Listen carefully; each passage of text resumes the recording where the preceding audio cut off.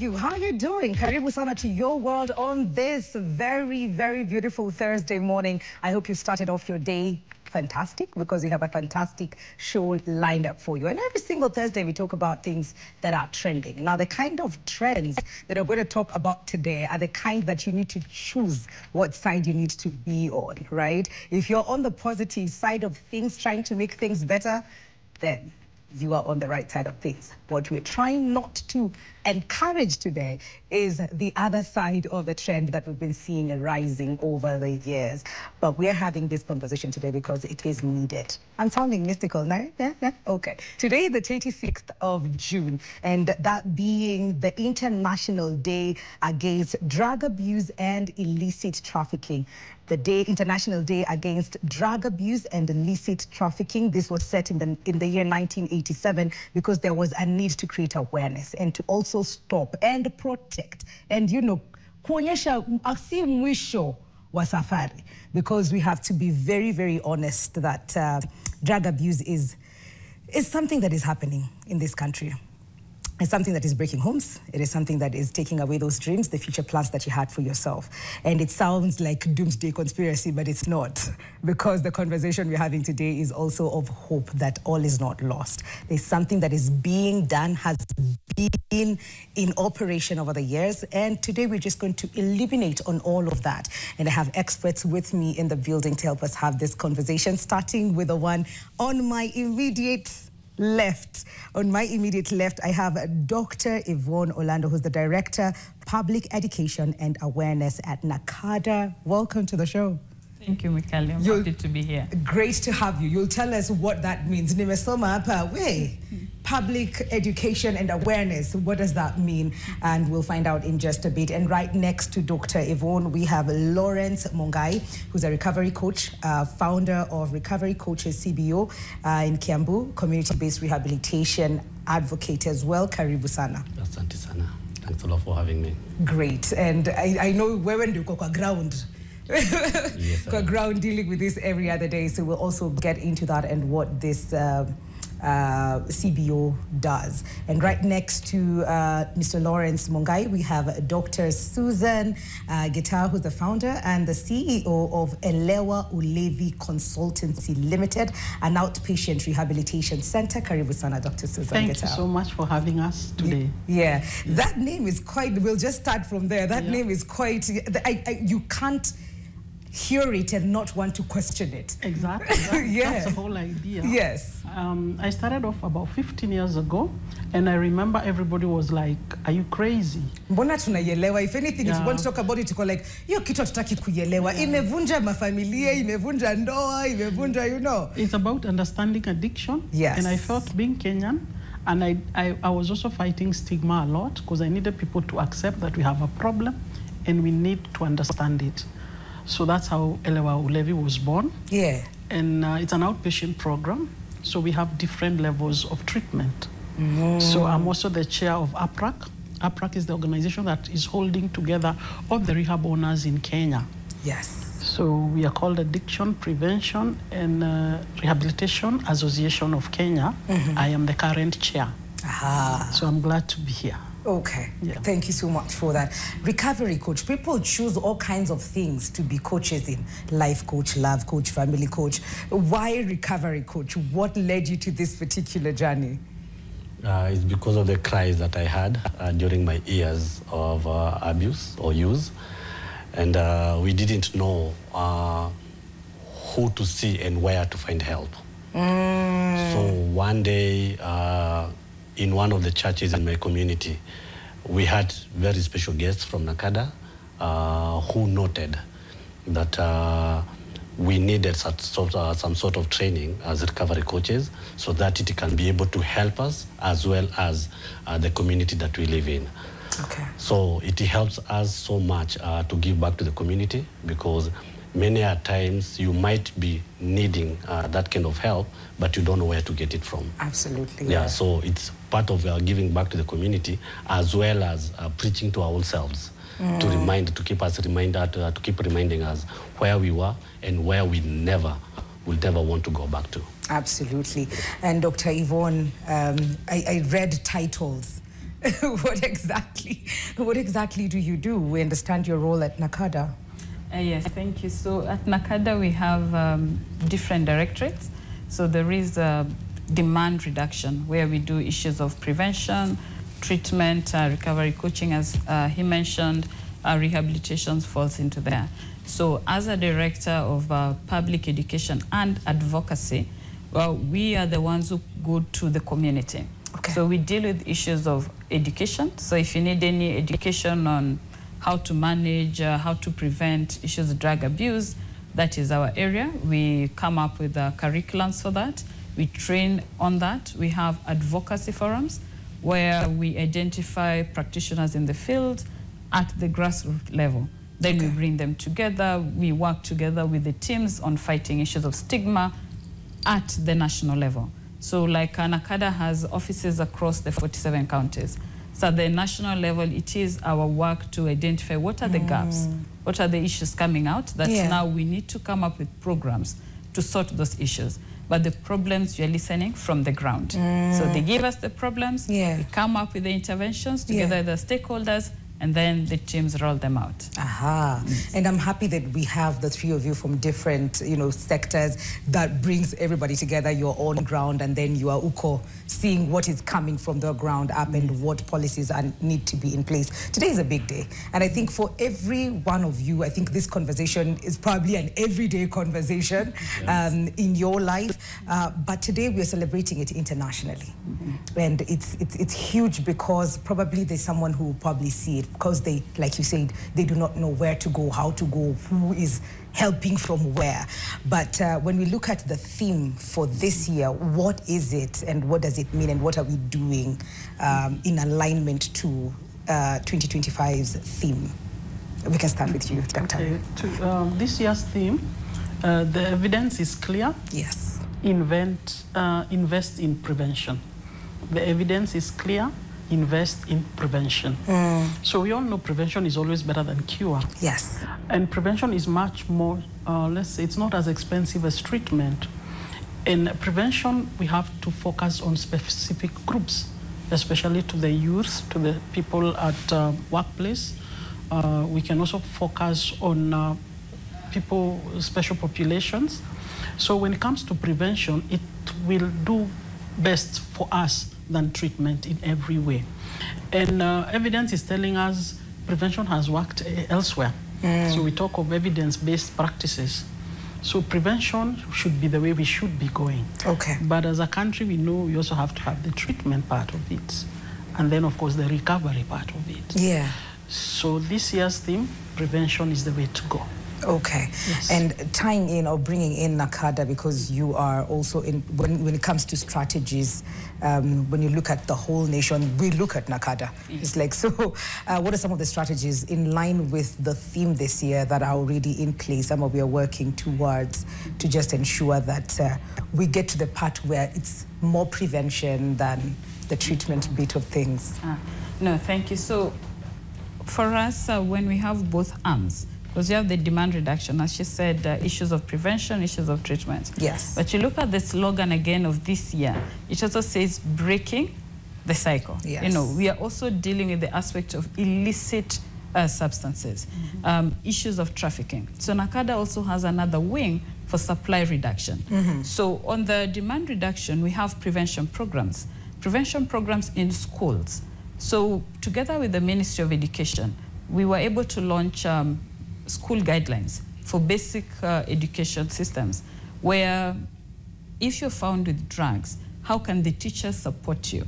If the student is using drugs and feels like I need help, how do they go about it? So we have guidelines for that, targeting the teachers, targeting the students, targeting the staff and the parents, because for prevention, it has to capture everyone. We have programs for parents. If you look at the research that NACADA gives out, research has been very clear, just like the evidence. This problem is starting in the family, not outside as everyone wants to scream it.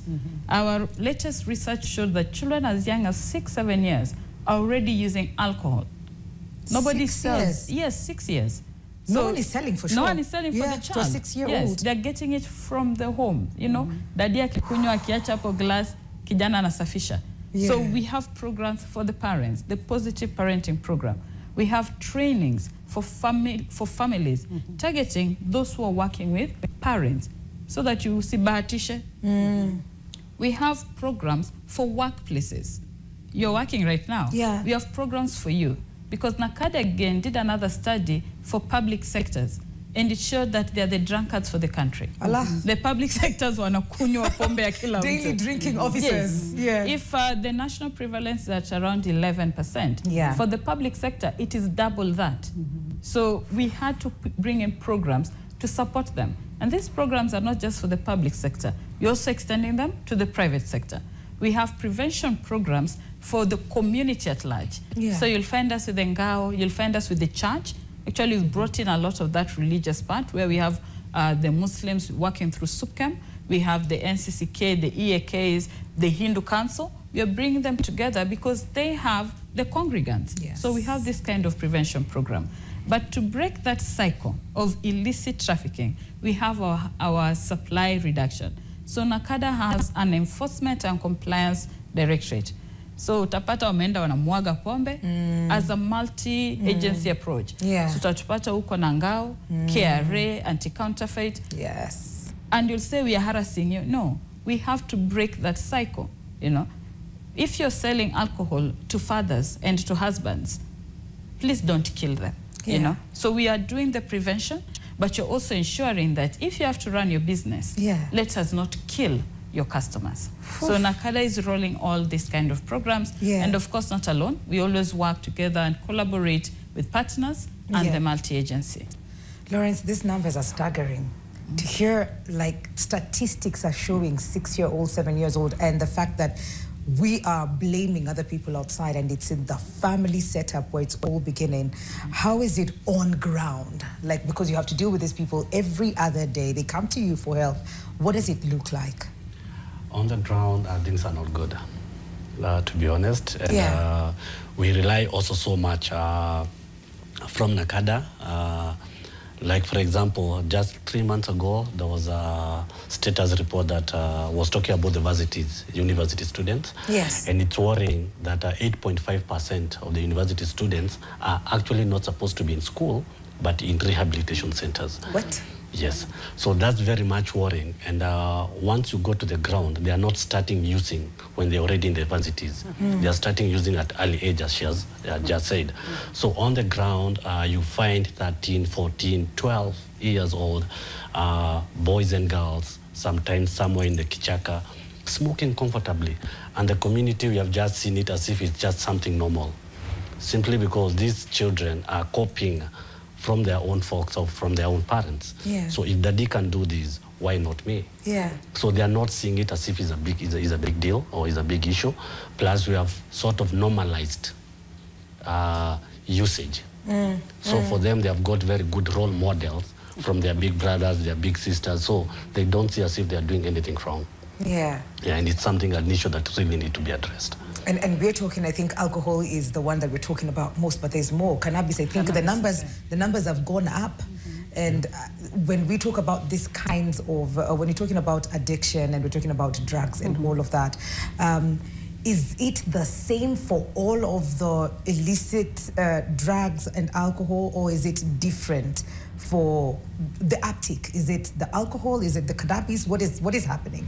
I think they're different. Yes. If you look at alcohol, is the most abused drug in Kenya. In Kenya. And because it's legal, and if you walk around, you can see the many bars that are opening up every now and then. Yes. And that's how we have normalized drinking. Yeah. That's why the kids or the young people, they don't see a big deal. I mean, it's accepted everywhere.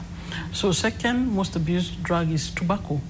And when we talk of tobacco, before we kept talking of cigarettes, now we are talking of smokeless tobacco. Yes. We are talking of the pouches. The pouches are here with us. The vapes are here with us. And the vapes are coming and they're really targeting the teens and making it cool and nice. So we're having a lot of more tobacco. The shisha is still here with us, even though it's illegal. So there's a lot of tobacco going on around. And the smokeless tobacco seem to have hit the people in a different way. Yeah. In that they're saying, I'm not smoking, so my lungs are okay. Which is not true, because I'm eating it. Yeah. So they're having more problems. So from tobacco, normally we say that most abused drug is marijuana. Yes. And marijuana, as you're saying now, it has been like, for the young people, it's like a norm now. Yeah. If you're not smoking, then there's something wrong with you.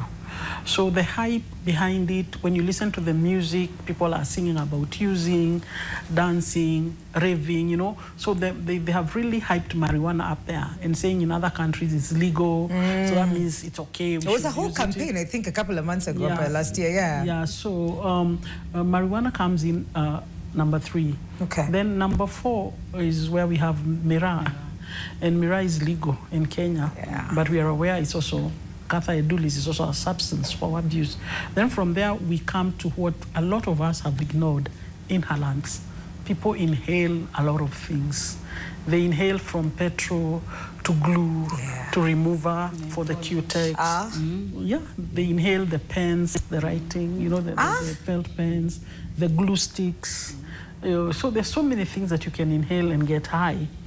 So those are there, but they really affect the preteens and the teens. Yeah. I think that's why it's not in the public domain. And of course, when we talk of street families, we notice that they use that a lot, because they claim that they don't feel cold when they use it. Then from, we talk of inhalants, we go to prescription drugs. Yes. So these are the over-the-counter. Being Kenyans, we don't like going to hospital.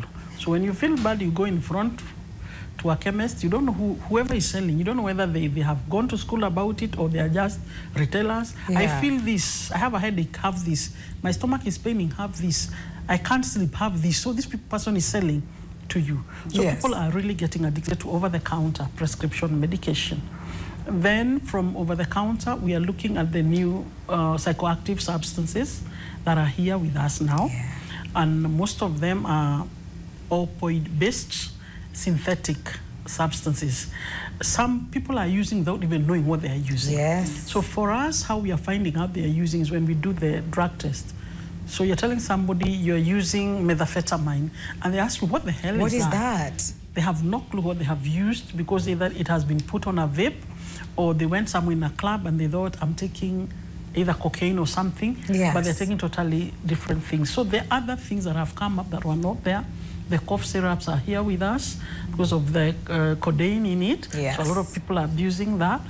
But then the new psychoactive substances are too many for us. You know, every day they're coming newer ones and newer ones and newer ones. And I love that you brought it up, because I'd like to know then what is being done. If I'm going ahead to buy this thing, probably it's a vape or whatever, and I don't know what is in it, then that means from the back end, how it got in, maybe through whatever systems are there to check what is in there, what is being done on that front to protect or take care of that before it gets to the consumer. But we're going to talk about that and prevention and the stigma of all of that, and probably the help that is already available after this break. So if you have any questions whatsoever on today's conversation, please send it to NTV Kenya on all our social media platforms, on our WhatsApp number, and feel free to call us and we'll answer your calls as well. We'll be right back after this break. Welcome back to Your World Thursday edition, and today we're talking all things drugs and illicit trafficking as well. And I like that Dr. Susan broke it down to this is what is on top, chini. And just before the break, we were talking about opioids and how we are consuming them without knowing. But then I think the question falls on you, Dr. Yvonne. What is being done? What are some of the things that are being done behind the scenes just to ensure that it is not as accessible? Before we consume these things, we know what exactly is in it. Okay, thank you again, Mikali.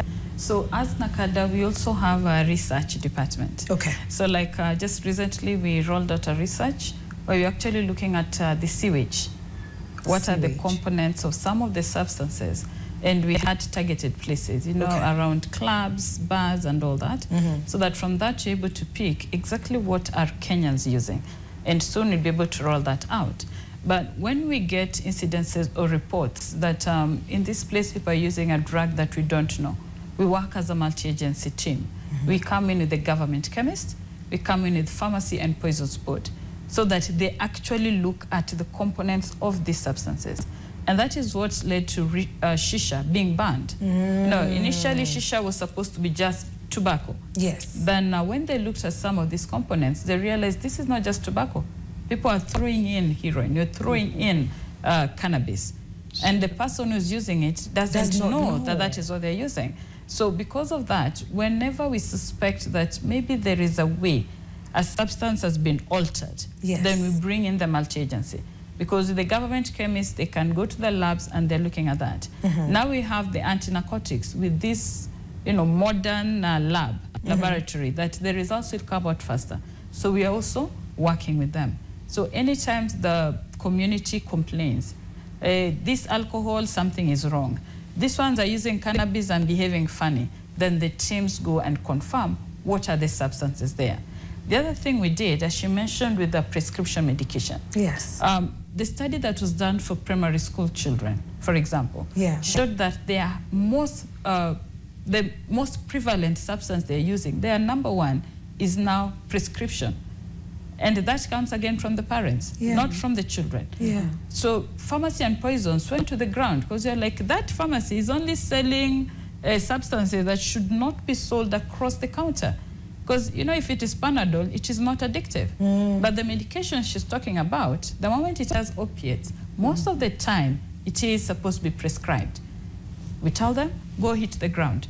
And that is the good part of partnerships. Because the people on the ground, like Na Lawrence, will be able to say, Ile pharmacy is not doing a good job. Yes. Another partner will be like, no, you guys need to come and raid this place. They are just selling particular medication. Either has a lot of codeine, they pick medication that are addictive. So they always have customers. Like in this malaria queen and Panadol and such kind of medication. So we come to pharmacy and poisons. This is your pharmacy. Check it out. And they've been able to do those raids. They've been able to close down some of the pharmacies. And you're actually asking the community, if you see any pharmacy selling across the counter medication that should not be sold, just like that, please report. Call 1192. It's a toll-free number for NACADA. And our officers will be able to come, work with the multi-agency team, and close it. Because we need to break that cycle. As Idada says, we need to break that cycle. We can't sit and people are suffering. With NACADA, the approach that we have, in government, there's this one government approach. So pharmacy and poisons, nigava. County government, nigava. Atakasi national, nigava. So if you're here and it is within your county, it is easy to reach out to you down there. And then you're like, deal with it before Kiumane. And that works very well. Then we have, as NACADA, we've trained community working groups where we were able to map out all the practitioners in the field in prevention who are working with children, adolescents, youth, prisons, whichever. As long as you're working in this field, even if it is HIV or single mothers or widows, but you're doing anything related to alcohol and drug abuse prevention, we have working groups for them in all the 47 counties. They are at the ground. So they're able to call out and say, hapa kwetu kuko sawa lakini there is a particular substance, come and check. And like that, we come with the teams who have the, the machinery to actually test, and we're able to find a way forward. Sometimes we look at the kindness that you get, whatever escape you're looking for, and you'll find it in these things. But then there's like a cheap high that leads to deadly, addictions. And once you get used to these substances, then the next thing is you're not able to be in control of self. Then you are a slave to these particular drugs. And I don't know what it looks like on ground. Are we checking ourselves in? Is the community also, involved in, bringing in people who, generally we're talking about the road to recovery now. What does it look like on ground? Yes, we are looking for people to come and help us. But on the ground as it stands, we are still confused. Oh, please elaborate. Like much of our work is to take to the ground. When NACADA does the survey, or the, as she has put it, there's a word that you used, when they do the survey, it doesn't go straight to the people on the ground. No. So they might not be knowing what is happening, like the prevalence when it comes to tobacco, when it comes to cannabis, when it comes to alcohol. That is true. So as much as they really want to learn, they don't know where to get this information. Some of these people on the ground, they might not even be active on social media. And if they do, they might not be able to know where to access the pages to learn more. And from way back, what we have been having about drugs in our community is a scary moment. Yeah. Cigarette causes cancer. Oh, yeah. You know, your lungs will be black. There's something, like it's always doom.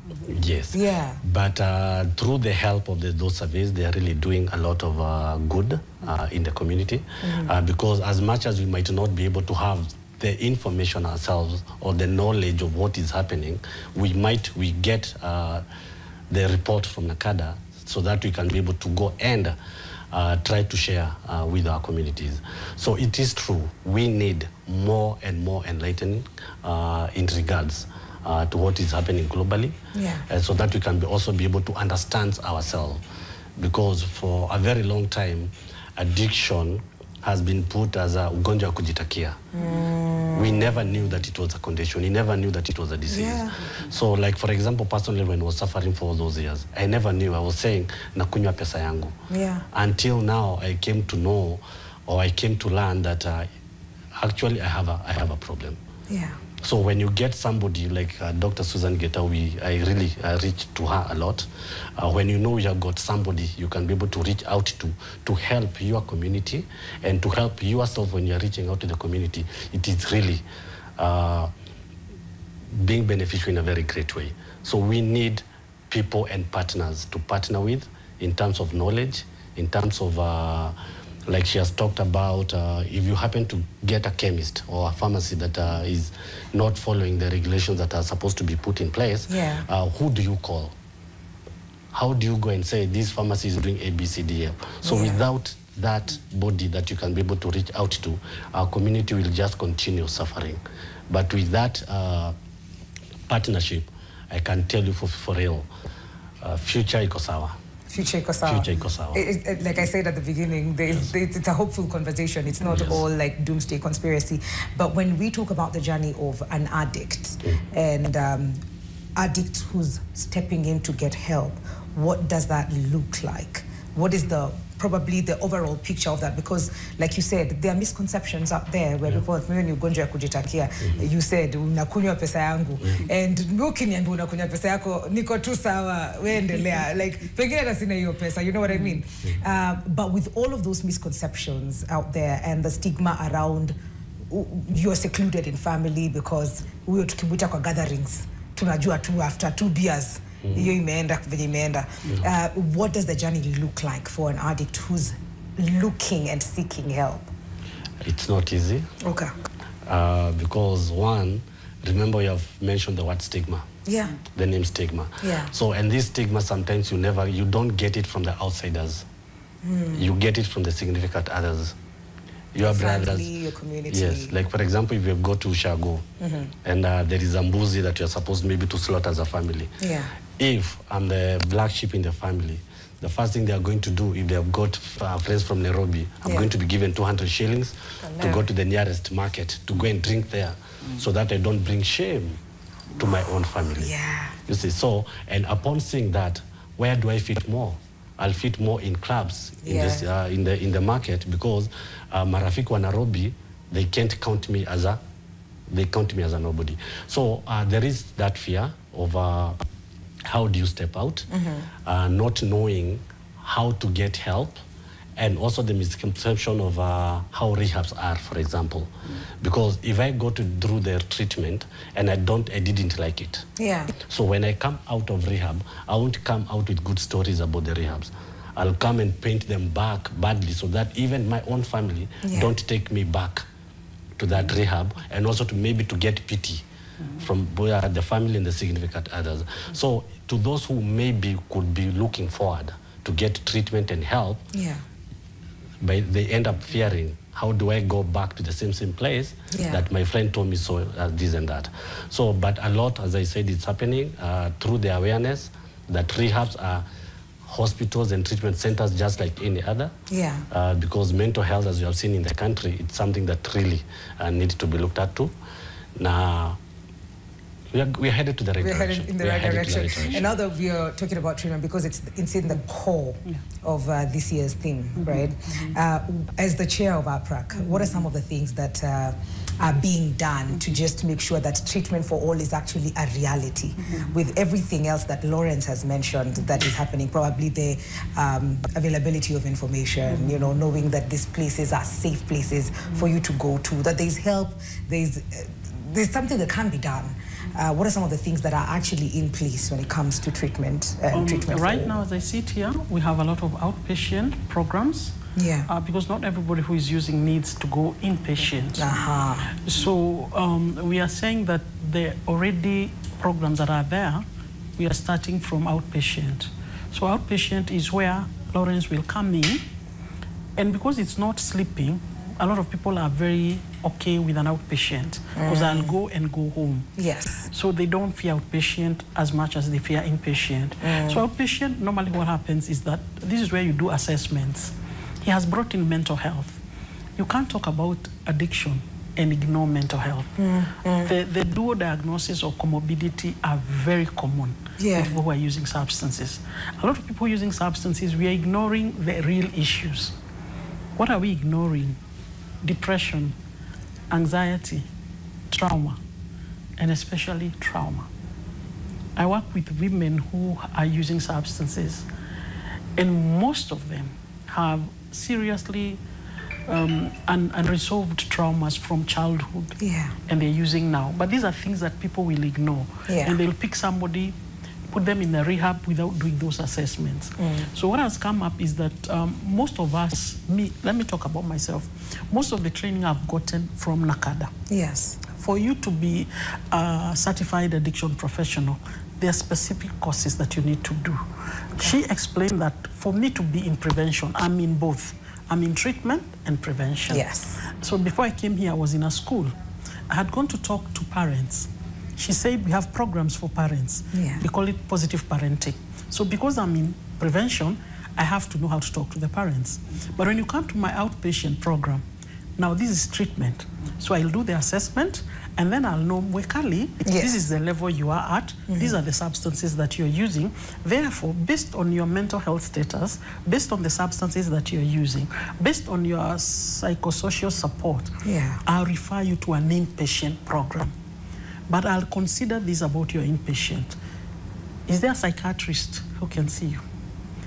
Are there nurses who will take care of you? Are there addiction counselors? Do we have clinical psychologists? Do we have counseling psychologists there to help you with the things that I've assessed and I've seen you need that? So when you go to that inpatient, coming from me, I will do a report for them so that they don't repeat what I've already done with you. So that when they take you, they know, oh, this is what she's using. She already has depression. Let's call the psychiatrist. And therefore, treatment becomes holistic. So we don't do what we call fragmented. So we are treating everything. So if you have issues with depression and you have a substance use, they are treated together. So that you come out better. I've liked what Lawrence has said. A lot of people ignore that people who have substance use disorders tend to have mental health disorders. So when they come out here, they are not very okay. So they will start saying everything negative about rehab. But the people who I know who have recovered, most of them have been in rehab and it has worked for them. So in Kenya, we have the outpatient programs. We have the intensive outpatient, where you come in like up to 8 to 9 hours in a week. Then we have the inpatient. So right now in Kenya, what we're having the 90 days. We have 45 days inpatient, then the 90-day program. Then based on your issues, we're having 120 and 150 days if you have comorbidity. So we need to balance both. So you'll need to stay a little bit longer for you to get the right treatment so that you can come out. After that, we have what we are calling the recovery space or the continuum of care. So after rehab, I don't let you, Mwekali, to just go home and no. So I need to follow you up. So we have what we call continuum of care. Okay. And that's where the recovery coaches come in. That's where the AA come in, the NA. So they come in to be part of support. Yes. And when you're inpatient, we bring in co-joint sessions where we bring in your parents or your significant other, your spouse, even your children, so that they understand what Mwekali was going through. She was actually unwell. Yes. So we are bringing in addiction as a brain disease. A lot of people think ni kujitakia. Yeah. So we are having a lot of evidence-based. I can say we've been trained a lot. And for me, I'm one of the first people who were trained by NACADA. And when I say it was Kitambo, yes. It was in the 2010. That's when we had the first training for people who were in this field. Yeah. So I've been also in the field for long. And like him, I'm also on the ground a lot. I'm the one who will know the first thing that comes in. Why? The clients who come in tell you that. Yeah. The students who come in tell you, this is what we are using now. Okay. So they'll tell you, because when you do the DT, the toxicology, yes. You're seeing they're having something we call benzodiazepines. And you're asking them, what are those? Those are like sleeping pills. Eh? Oh. So they tell you, no, I just smoked weed. So we learned that the people are lacing weed with other drugs. But you see, the kid doesn't know that. But when you do the toxic, that's when you're seeing other things. So that's when you learn, oh, yeah, actually it's true. Because when I use this pedis, I kind of sleep. When I use this pedis, I kind of hyper. I see your language is on top. Yeah. The you have to be on top of things. Yes. You have to be on top of this thing. Yes. So for us, treatment is there. And NACADA has insisted, we call them our regulators, as the rehab owners, as outpatient owners. Yeah. For my center to run, they have to come in and accredit what I'm doing. Do you have the right people working for you? Are your counselors trained on addiction, or are they only counseling psychologists? Yeah. So I make sure all my counselors have done addiction courses. They also go to webinars to learn more, because we are doing evidence-based. So unlike before, where somebody will come and you don't really know, it's like flukes. So now you have, and that's how we'll know, Mwekali, this is not working. Yeah. Because evidence, I've done what I'm supposed to do. It's not working, so can you go to inpatient? If that inpatient is not working, if you relapse, because addiction is a relapsing disease, I always tell the person, please go for another program. Because you did this one, could you try another program in another center? Yeah.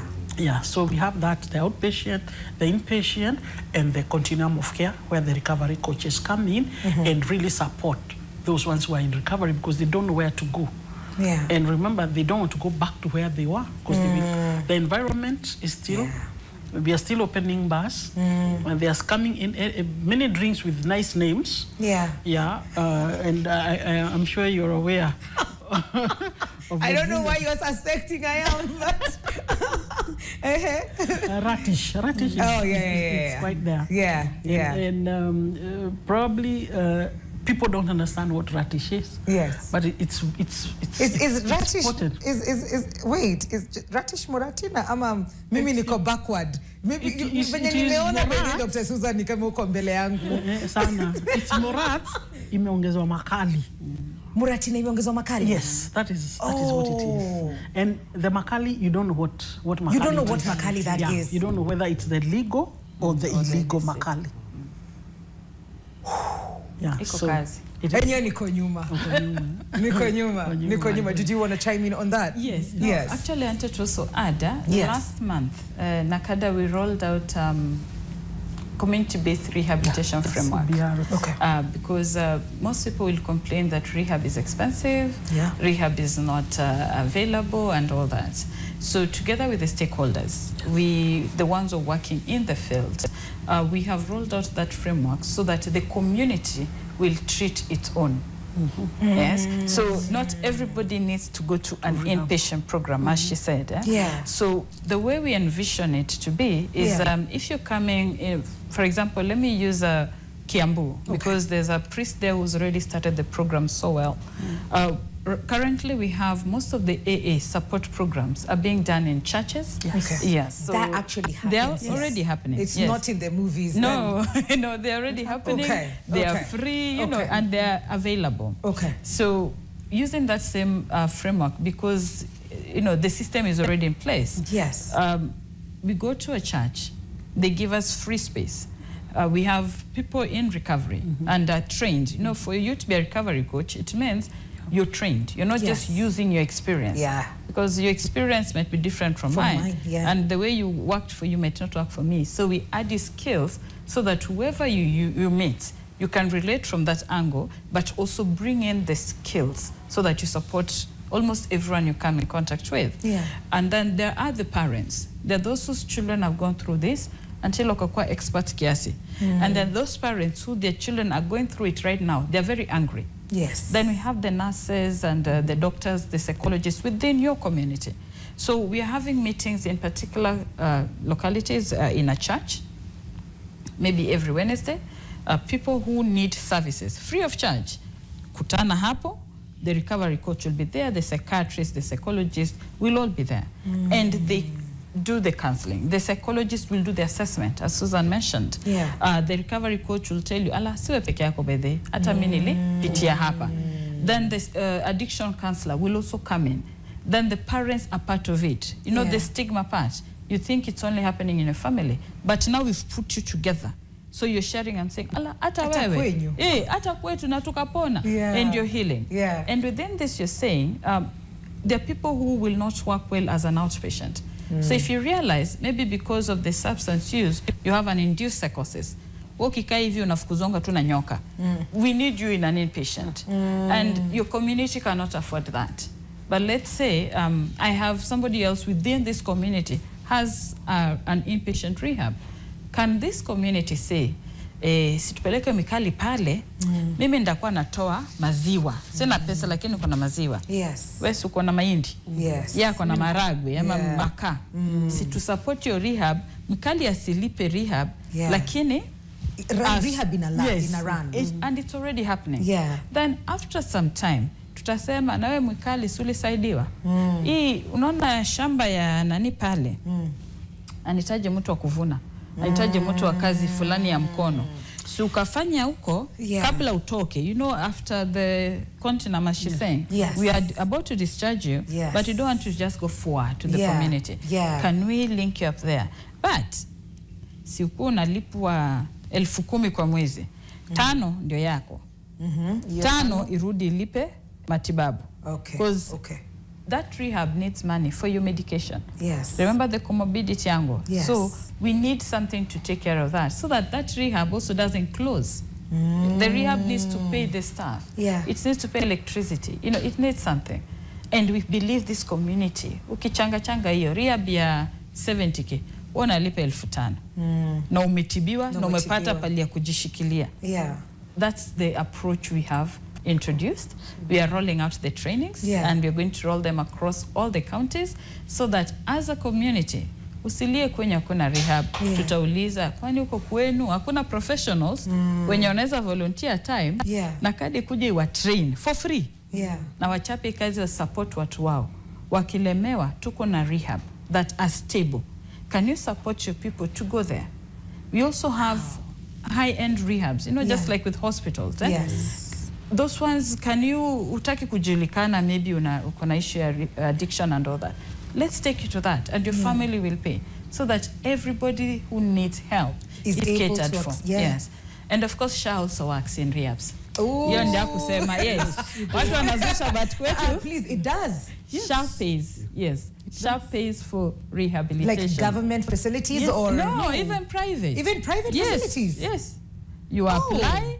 Again, public health wakuja kupea go ahead, KMPDC wakupea go ahead. And remember she said, nakada ndio itakupea go ahead number 1. Nakada isipokupea, all these others will not give you. So kuja, make sure we've given you go ahead. Public health wakuje, KMPDC wakuje, you are okay. Ni percentages ama ni yote inatekiwa kia nikiingia tu ninawapatia. Nauliza on behalf of Mkenya mwenzangu. No, lazima ikuwe percentage fulani, but again, it is considered. It is considered and depending on the rehab. Because like Anakada runs a center of excellence, which we are using for other rehabs benchmark. We also SHA accredited. If you come there, SHA pays 100%. It depends, you know, for rehab, it depends, just like hospitals. There are hospitals, if you go to Ukokwa village, si inalipua kila kitu with SHA. But if you come to Nairobi Hospital, for example, SHA will pay a particular percentage. Kwa sababu huku utakula kuku na chips, ule utakupea githeri. Si umeshiba lakini. So oh, thank you for adding that, because to be honest, I think sometimes we look at rehab as a very expensive affair. Some families, it's not an option for them to have that because you're already expensive affair and then, you know, addiction can do the thing where I am clearing everything. If I say akakuku running, nimevuka nayo, and then now to kuchangia tena wende rehab. So it's also good to know that that is also an option. And I love that you mentioned the importance of reintegration in society and how that works. And maybe Lawrence, you can mention on this end, also you, Dr. Susan. Once you've gone through the process, you've gone through rehab, you've been there's all of these things happening. You have a society and a home to go back to that probably did all the things that we talked about earlier. Yenye hata wakutaki kwa event ya familia. So that happened. What kind of follow-ups then happen after that? Are there follow-ups really? Are there the kind of checkings, the AAs? Do you have someone that they have a name? Sponsor. Thank you for that. You know, like a sponsor. What is the structure like when it comes to reintegration into society? Okay. I believe Dr. Susan will be able to answer more on that when it comes to the aftercare from rehabs. But as a recovery coach, what you've been trained to do is to let our loved ones who comes out of treatment to realize their recovery capitals. The recovery capital is by the time I'm going to rehab, I feel I'm unwanted by my family, my community, and I tend to forget everything that I'd ever achieved in life. And I start seeing myself as a PSUD, person suffering from substance use disorder. And so by the time I'm coming out, maybe I already had lost hope. So as a recovery coach is to remind you, by the way, you used to be a very good footballer. You had dreams. You had dreams. So by so doing, that person starts realizing themselves, and most importantly, remember this person, the friends around him or her were the people that he used to drink with or to smoke with. So by the time you're coming out, you don't know about any other family. The only family that you know is the one that have been calling you Chief and Mweshimiwa. So that's where we set in and try to show you the recovering family so that you don't struggle to maintain the sobriety alone. Because when you're alone, by the time now maybe you go back to the house, you get some pressures, even from your own wife, from your children, and there are triggers. So we help you to know there's a bigger family who we are still continuing with the sobriety, and you see the reason to live and people to associate with. Absolutely. Dr. Susan Gitao. So how it goes once you leave rehab, you don't just go. So you need to come back to the rehab weekly initially. So they have a program. Most rehabs have a program like for the next 6 months. You keep on checking, they keep on helping you with the issues that you're going through. You are very raw. So I'm working with rehabs where they refer to us outpatient. So instead of them going to the rehab, they come to the outpatient programs for the next 3 months. So they keep coming almost every weekly. Then after assessment and seeing how well they are doing, they come after every fortnight. Then after a few months, then they come monthly. And by then, you already connected them with the AA, the NA, and the recovery coaches. So that they are having people around them who they are able to see, oh, so I can actually sober up. And the most interesting thing, the people have been in the field for 25 years. The people who I've worked with and they are sober, most of them own their own rehabs now. Oh, wow. Yes. They own their rehabs. And for that, they're also very passionate about helping others. These are the people when Nakada calls, say, Susan, look for me a pro bono. These are the people I call and I tell them, please take this pro bono, they can't pay. So they are able to tell me, maybe support us with just food, just give us 10,000 and we are taking the person pro bono. So they are there. So people do recover. And they are very passionate about helping others maintain sobriety. Yeah. That's what I like most about the people in recovery. I normally host them in my office. Some Idada days I've hosted them before, and we come, we meet, we call even others, and they admire them and they say, "You mean this one was drinking?" Imagine. And when they hear from them, then you find that they're having hope. Yes. And like when they hear from me and they say, "Hey, Susan, you ukai mlevi."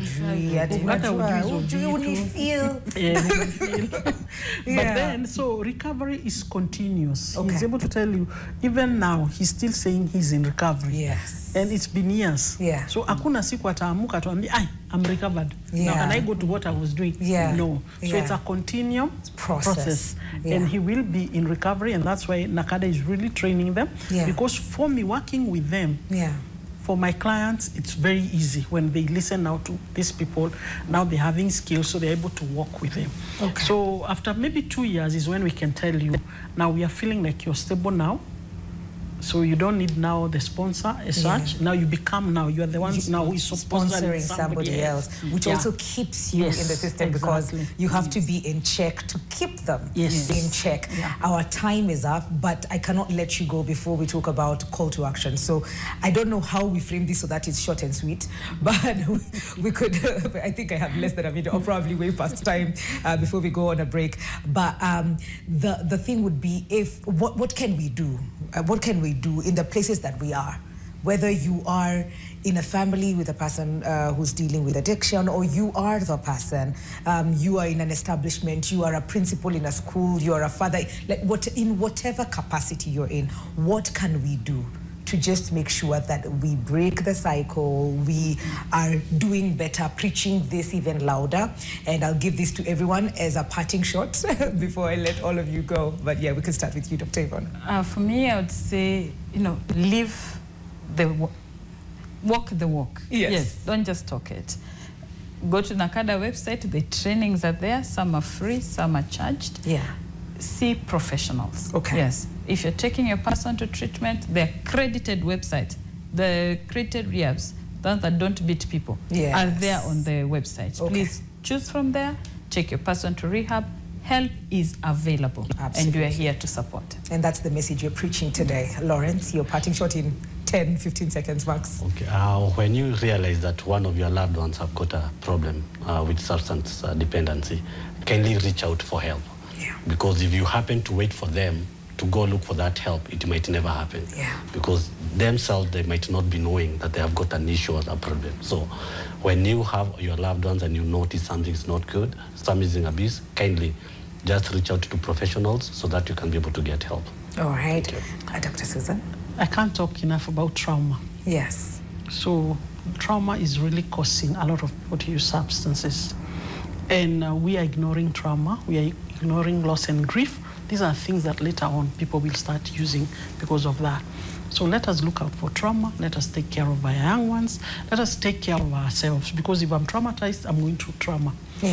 People who hurt others. So you can't talk about substance without talking about traumas. Because there's something underlying. Sometimes it's always.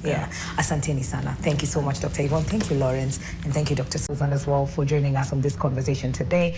We are intentionally breaking the chains, okay? And I hope as you're watching us this morning that you're actually doing that in your own beautiful little space. And it means something. It means something to someone. Thank you so much for being part of this conversation. We need to cut a quick break. We will be right back. This is Your World. Don't go too far.